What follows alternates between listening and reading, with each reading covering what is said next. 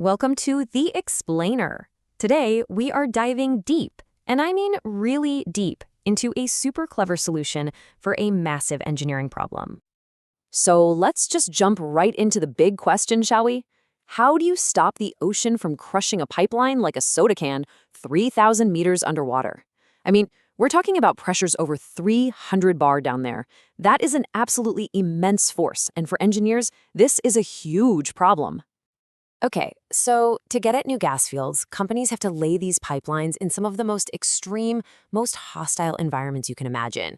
We're talking ultra-deep water, and in places like that, the old ways of doing things, well, they just don't cut it anymore. For a long time, the answer to all that crushing pressure was pretty straightforward. Just build a stronger pipe. Use incredibly thick, heavy steel walls. It was a classic brute force approach. Just try to overpower the ocean. But here's the thing. That brute force method, it creates a ton of its own problems. Just think about it for a second. These pipelines can stretch for hundreds of kilometers. That is a staggering amount of steel. And the cost? It just goes through the roof. And hey, even if you had the money, there are only a few ships in the entire world that can even handle pipes that heavy. Talk about a logistical nightmare. So faced with all these insane challenges, engineers finally realized, okay, we can't just keep throwing more steel at this problem. They had to step back and ask a totally different kind of question.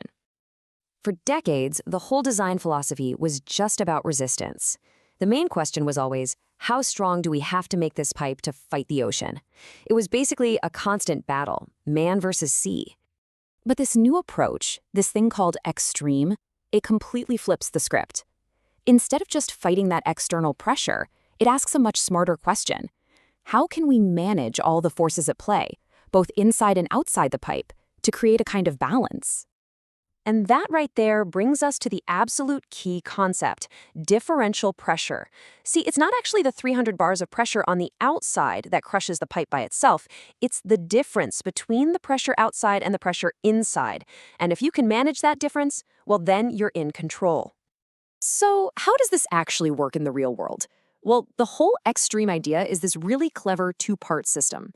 It's designed to protect the pipeline during its two most critical phases, installation and then, its entire operational life. Okay, so first up is installation. This is when the pipe is at its most vulnerable. What they do is they actually partially fill the pipe with seawater as they're laying it. That water inside pushes out, which helps to counteract that insane crushing force from the outside. It's brilliant. Then, once the pipeline is up and running, a smart safety system kicks in to make sure that all important internal pressure stays right where it needs to be. Now, the brain behind this whole operation is something called the I-HIPS. A normal HIPS system is designed to stop a pipe from bursting. It prevents overpressure. But this one, the I stands for inverted, does the exact opposite. Its whole job is to stop the pipe from getting crushed. So if it senses the gas pressure inside is dropping to a dangerous level, a bunch of automated valves just slam shut, locking in whatever pressure is left. It's like a super smart guardian stopping a total collapse before it even has a chance to start. So by making this big shift from just brute force to this really intelligent balancing act, the payoff is huge. I mean, we're not talking about little tiny improvements here. These are game-changing benefits across the board. All right, check this out. The big headline number is a 37% reduction in the amount of steel they need. Because the whole system is managing that pressure difference, the pipe's walls just don't need to be nearly as thick. We're talking savings of 37 to 38%. That's massive. And this table really puts it all into perspective. Just look at the 32-inch pipe, for example. A traditional design would need a wall that's over 43 millimeters thick. But with the extreme system, that drops to under 27 millimeters. That is a huge difference in steel. And of course, that leads right to the economic payoff. Thinner walls mean you're buying way less steel, which is obvious, right? But what's just as important is that it means less welding at every single joint.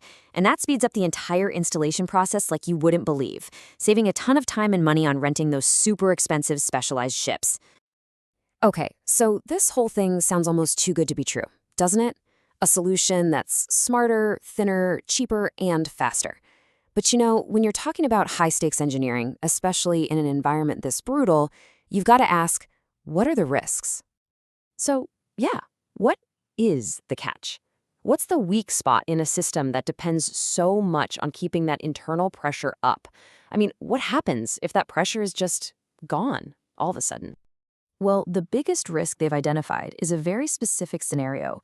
Imagine a rupture happens, but it's in the shallow water part of the pipe. Gas could escape so fast that the IHIP system might not have enough time to react. That super fast pressure drop could still cause a catastrophic collapse down in the deep water section. It's a known risk for sure, and one that has to be really carefully managed in the design. But at the end of the day, Xstream is really more than just a new kind of pipe. It's a whole new philosophy. It's about getting away from that old mindset of just pure brute force resistance and moving towards an intelligent way of managing the incredible forces of nature.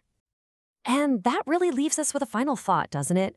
This whole idea of looking for a smarter balance instead of just throwing more brute force at a problem. Well, that's not just for deep-sea pipelines. It is such a powerful way of thinking, something that could be applied to who knows how many other challenges. It's a great reminder to always question our old assumptions. So where else do you think we could replace brute force with a smarter balance?